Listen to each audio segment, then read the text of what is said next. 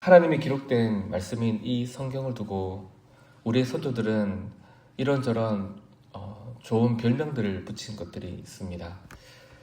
그 중에 이 성경을 잘 표현하는 별명 하나가 바로 편지입니다. 어떤 편지냐면 바로 사랑의 편지입니다. 성경의 가장 큰 주제 중 하나죠. 바로 사랑이신 하나님이 우리에게 그 사랑을 말씀하여 주셨다라는 겁니다. 그래서 우리가 성경을 읽을 때 한 가지 늘 주의해야 할 자세 하나가 있습니다. 성경을 읽다 보면 쉬운 본문도 있지만 도무지 무슨 말인지 잘 모르겠다 싶은 어려울 때도 있습니다.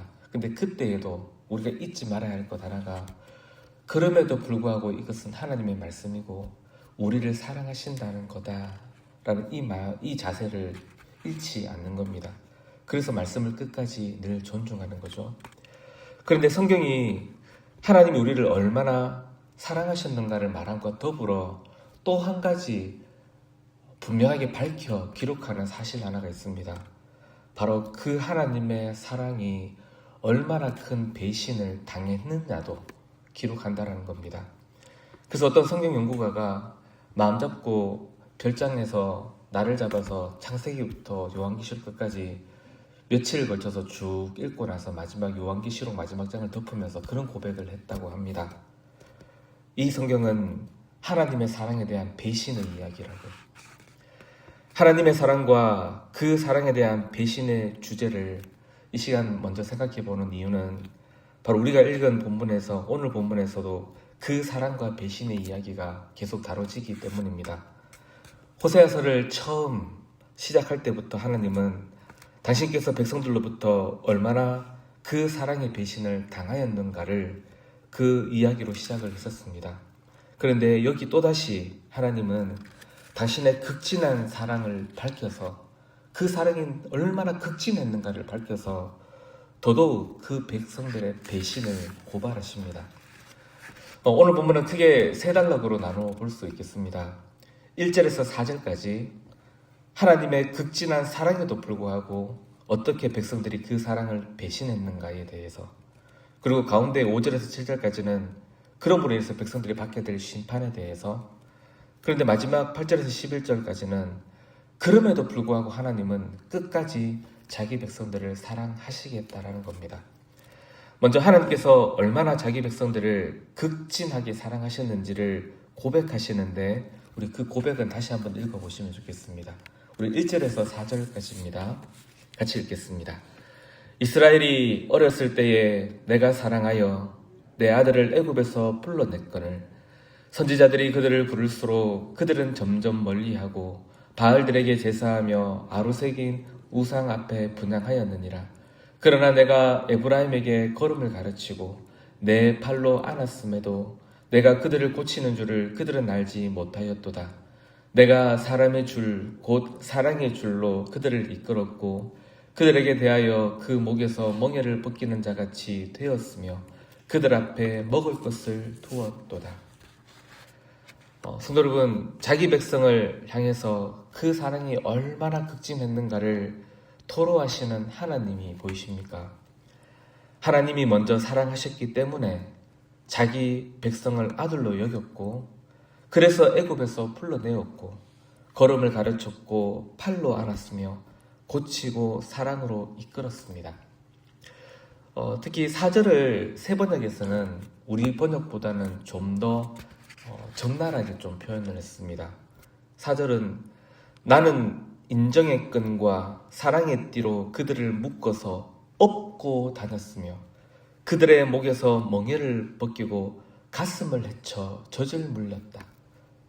마치 우리 어머니들이 갓난 아이들을 아기띠로 업고 다니면서 수시로 품에 안고 젖을 물리며 극진한 사랑과 보살핌을 베풀었던 것처럼 하나님은 그렇게 내 백성을 극진하게 사랑했다라고 그렇게 고백하십니다.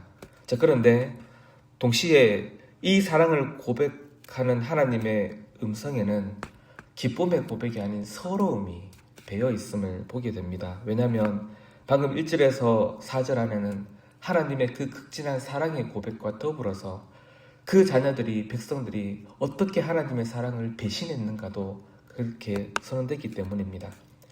2절에서는 그렇게 사랑할수록 그들은 더욱 우상에게로 멀어져 갔다고, 3절에서는 그 돌보심에도 불구하고 하나님을 알지 못하였다고 하나님은 밝혀버리십니다.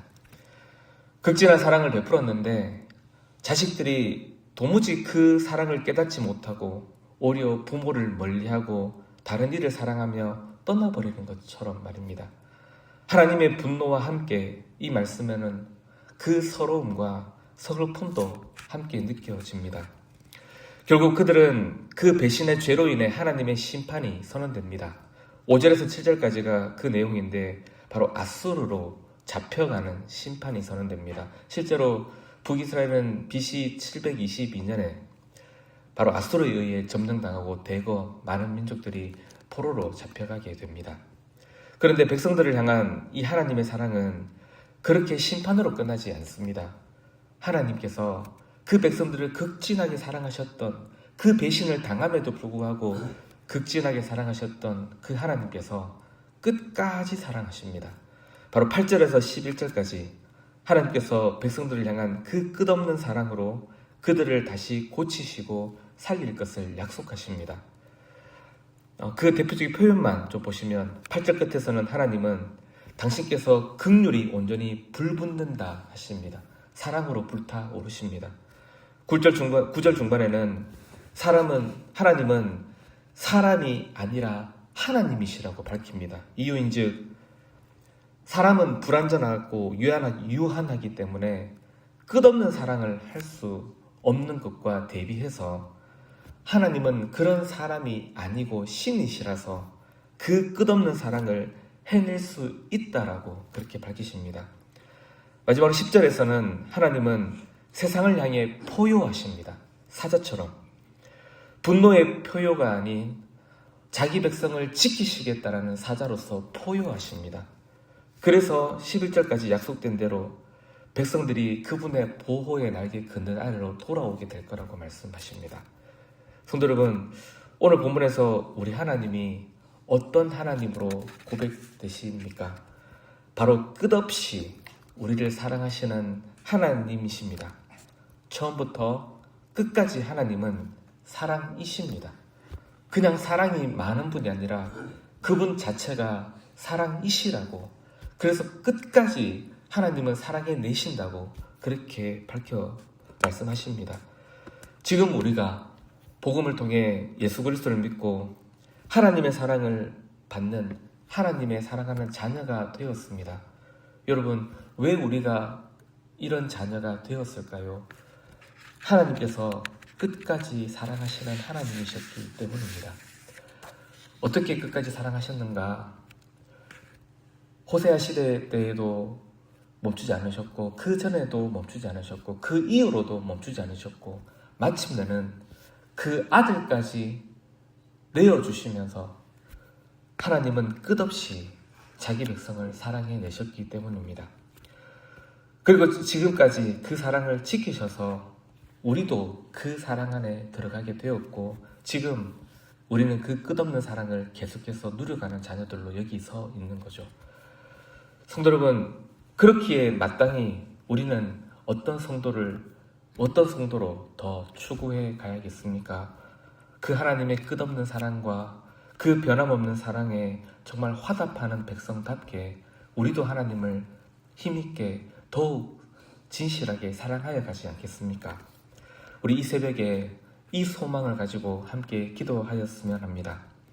우리 성막의 온 성도들이 하나님의 그 변함없는 끝없는 사랑을 그리스도 안에서 늘 진실하게 발견하여 그 복됨을 누려가는 자들이 되어지도록, 또한 그 하나님의 사랑에 화답하여 우리도 하나님을 사랑한다고, 그 하나님을 온 힘 다해 사랑한다고 늘 찬송으로, 기도로, 우리의 삶으로 진실하게 고백해내는 우리 성도들이 되게 하여 주시기를 바랍니다. 작금의 많은 교회와 성도들이 하나님을 사랑하지 못하고 그 사랑을 왜곡시키며 떠나는 소식들이 많이 들립니다. 이런 시대에도 우리는 변치 않아서 변함없는 하나님의 그 사랑에 늘 사로잡혀 있어서 하나님을 사랑해내는 우리 성막교회, 우리 성도들 되게 하여 주시기를. 우리는 그 사랑을 끝없이 지키지 못하는 존재들입니다. 하지만 오늘 말씀처럼 하나님은 우리와 다른 변함없는 신이시라서, 참 신이시라서 우리를 향한 그 사랑이 변치 않기 때문에 그분을 붙잡으면, 붙들려 있으면 우리도 그분의 사랑을 늘 지켜갈 수 있게 됩니다. 산 위에 세워진 동네로서 하나님의 끝없는 사랑을 누리고 증거하는 우리 모두가 되게 하여 주시기를 이 새벽에 소망하고 기도하시면 좋겠습니다.